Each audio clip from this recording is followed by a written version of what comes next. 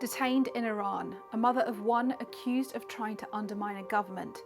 But is she being used as a political pawn? This is Nazanin Zaghari-Ratcliffe's story and her campaign for freedom. In April 2016, Nazanin was detained in Iran whilst on her way home, back to the UK. She was sentenced to 5 years in prison over allegations which she denies of being a spy and plotting to overthrow the Iranian government.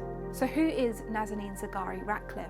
Nazanin has dual British and Iranian citizenship. Before her arrest, lived in London and worked as a project manager for the media charity Thomson Reuters Foundation. Her family and husband, Richard Ratcliffe, has tirelessly campaigned for her release, but it hasn't always been straightforward. In 2017, Boris Johnson, the then Foreign Secretary, was accused of making the situation worse by saying this. When you look at what Nazanin Zaghari-Ratcliffe was doing, it's just, she was simply teaching people journalism. A statement both her employer and her family say isn't true.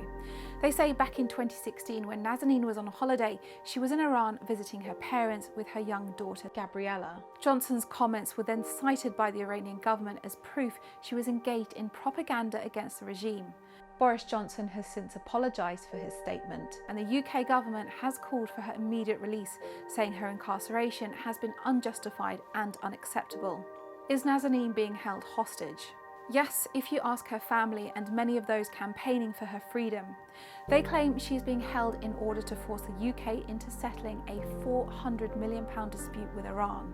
In the 1970s, the UK sold Iran a load of tanks, but after the 1979 Islamic Revolution, which toppled the then leader, the UK refused to deliver the tanks, even though they'd been paid for. Is Nazanin being used as a bargaining chip? The answer is no. If you ask both the UK and Iranian governments, publicly they say it's not to do with the debt. What happened after Nazanin's arrest? Since her arrest in April 2016, Richard Ratcliffe said she was subjected to intense interrogation and kept in solitary confinement for months. Nazanin was handed a 5-year sentence in September 2016. In November, she undertook a 5-day hunger strike in protest of her imprisonment. April 2017, she lost a final appeal in Iran's Supreme Court to overturn her sentence. January 2019. Due to a lack of specialist medical treatment, both Richard and Nazanin began a 3-day hunger strike. And in June 2019, for 15 days, Nazanin undertook a hunger strike calling for her release.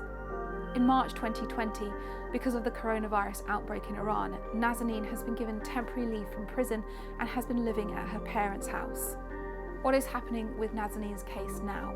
Nazanin was told to pack a bag for prison and warned she was facing a second trial on November 2nd, but the case has been adjourned with no date for the next hearing.